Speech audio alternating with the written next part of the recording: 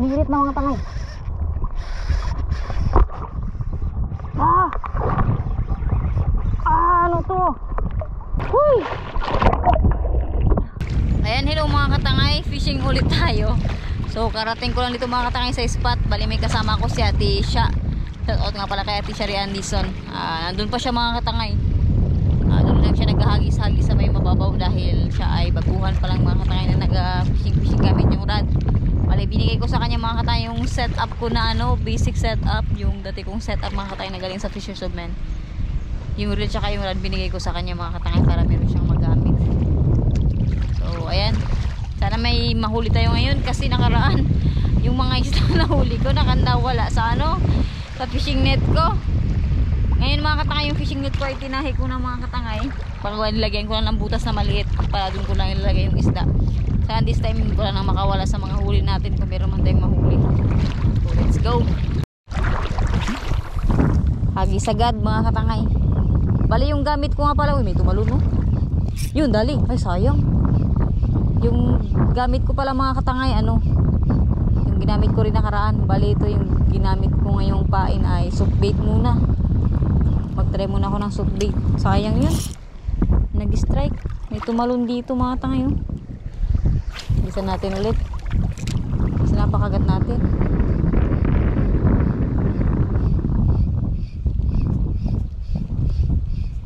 Sayang naman yun.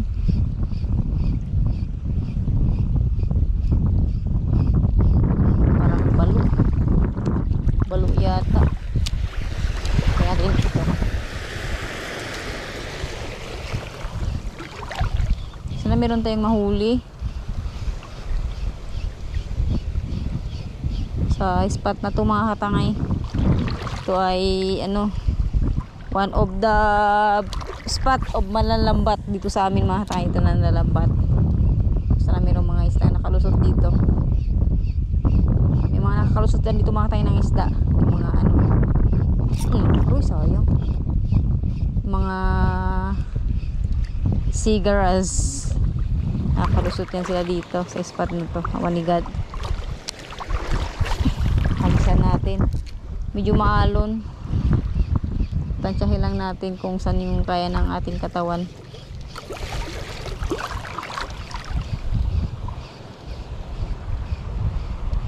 Sana yung mahuli tayo. Kahit mga lang, 10. 10 piraso, masaya na ako. Harvest na yun mga tangay. Yung kasama ko doon nagpahinga pa. May mapipising na din yun. Kalabit lang.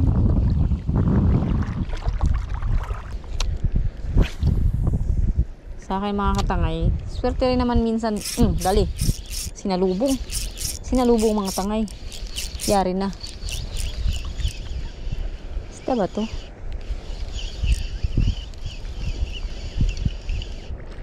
Isda nga mga tangay. Honeycomb grouper. Sinalubong niya. Keep natin ito mga tangay. Kala ko damo.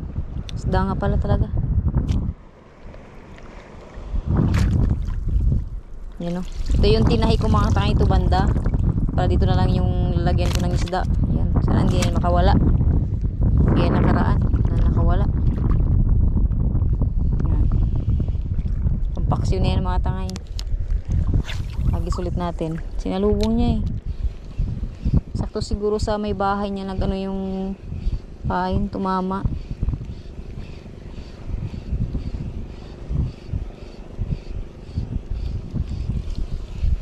Yan, sana may madagdag pa tayo. Dito try natin.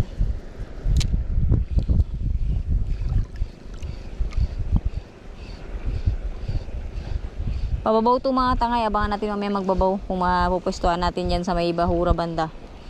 Tayo natin pumwesto sa may bahura dyan mamaya. Sana mapistuhan natin. Balayan mga katangay, nakawala na naman yung grouper natin, yung honeycomb grouper. Discover ko na mga katangay, hindi pala dito yung problema sa hindi dito. kundi may butas yung net mga katangay. Ayan oh, ang laki ng butas ng net. Diyan nakakawala yung isda. Sayang. Na auto-release na naman yung ano natin, honeycomb grouper. Sige, okay lang. Sana may mahuli pa tayo.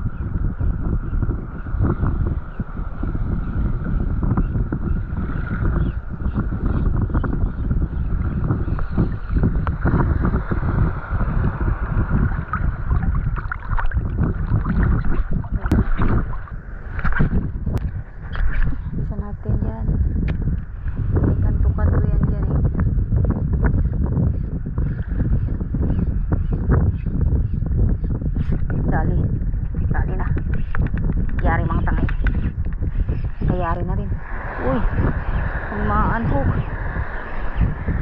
Huwag ma-unhook. Ito ka. Ano, laking sigaras. Malaking sigaras mga tangay. Yari. Tayo, dali. Sigaras malaki.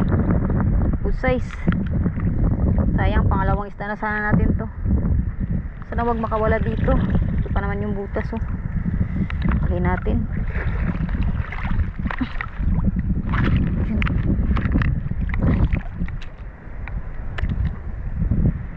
Talian ko muna mga katangay yung ano, yung may butas. Baka makawala na naman yan. Good size pa naman.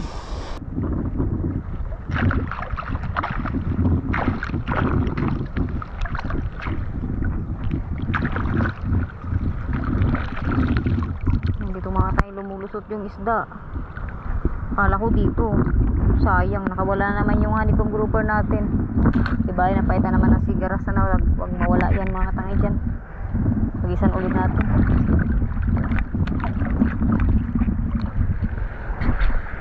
Meron pa siyang kasamang mga isda dyan.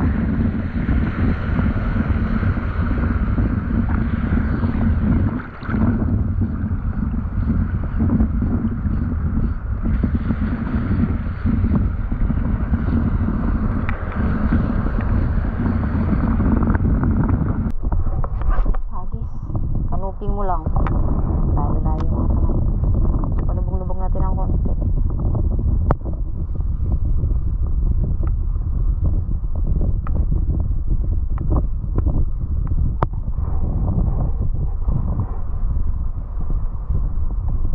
Dali. Ay, na-unhook pa. Sayang. Sayang naman. Na-unhook mga tangay. Natin ulit. Baka kumain pa.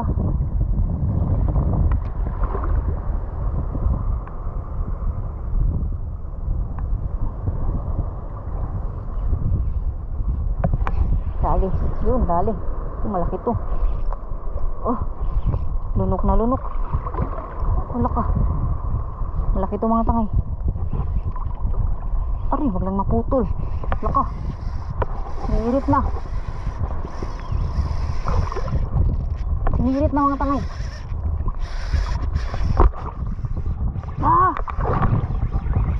Ano to?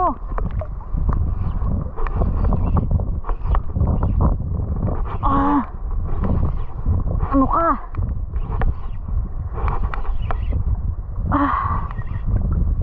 Ano ka, isda ka? Aray, sinabit pa.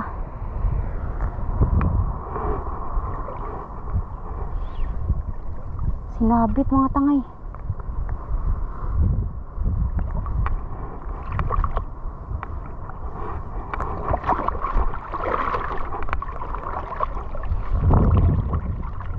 Grabe yun.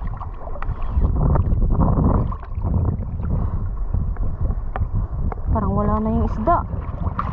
Sayang naman. Ang laki.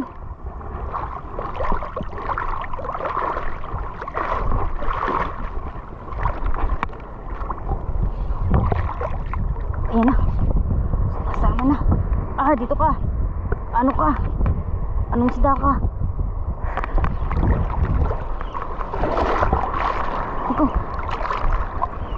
Laki ng alon. Sumabit na naman. Pagod ako mga tay. Ito yung sinasabi ko. Kaya ayaw ko mag GT hunting. Sigurado ko yung hihilahin ng isda. Ano kaya to? Pare, pagod ako.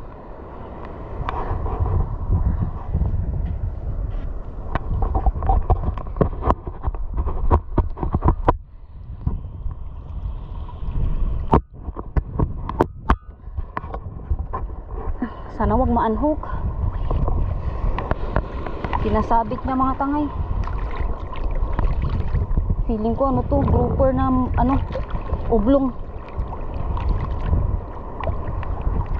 Lalim pa nang nasabitan niya oh. Umaabot. Huwag lang mapuputol.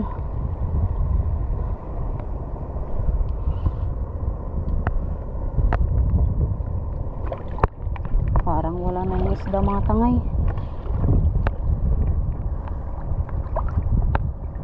Malalim na dito.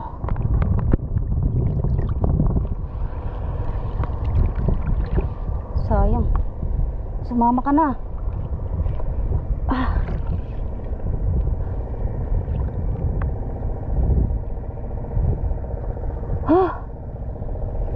Hindi pwedeng hindi kita makukuha. Pinahirapan mo na ako. Ariko! Lalim pa naman dito mga tangay. Subukan nating lapitan. Baka nandyan pa yung isda. Okay. Alon kasi. Grabe yung pagod. Kaya natin puntahan. Sinabit niya talaga mga tangay. Sa malalim pa.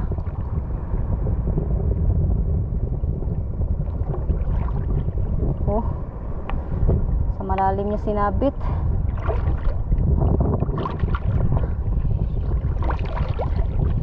Ariko. Grabe, hinila ako ng isda na to. Grabe mga tangay. Delikado pa to. Kamaan-hook pa.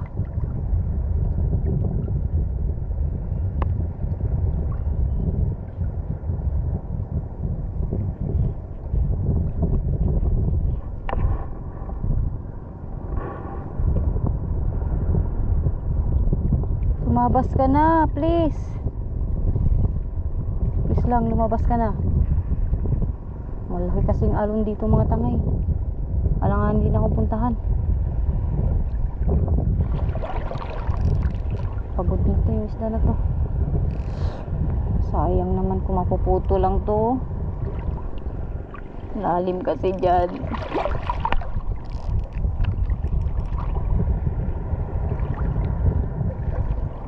Labas ka na boy. Lalaki ng alon mga tangay eh.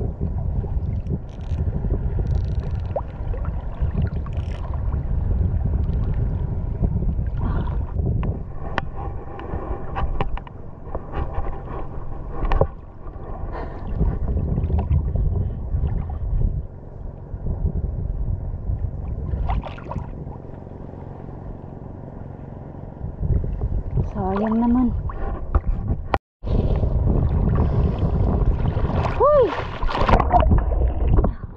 Mga tangay. Sayang. Laki pa naman nun. Oh. Grabe nga ng ano oh. Hook.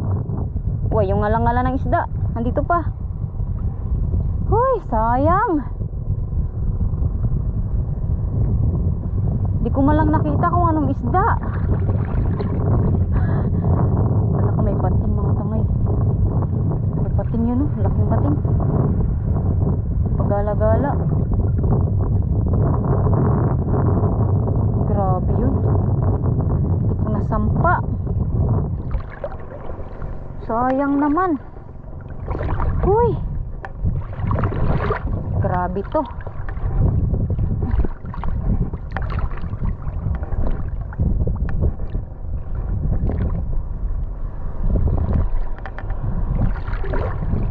Aray ko.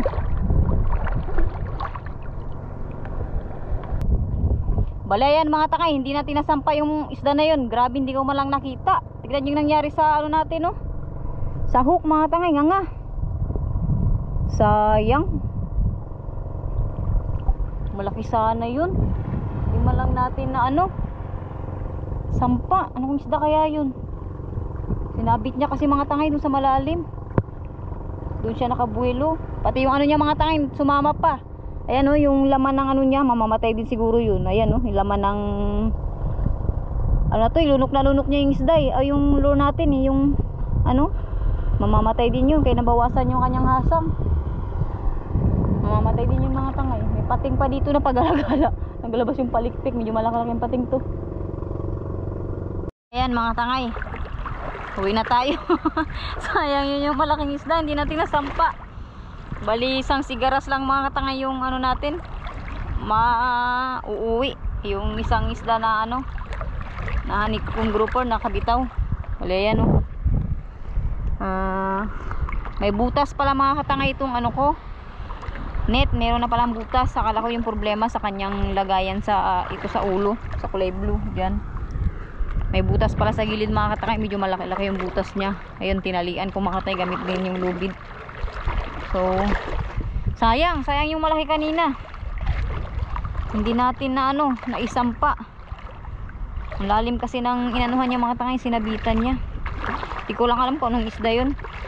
Ayun na lang mga katangay mag-comment kung anong isda yun. Muntik na akong dalhin sa malalim eh. So ayun mga katangay, hanggang dito na lang yun natin fishing adventure. Babush.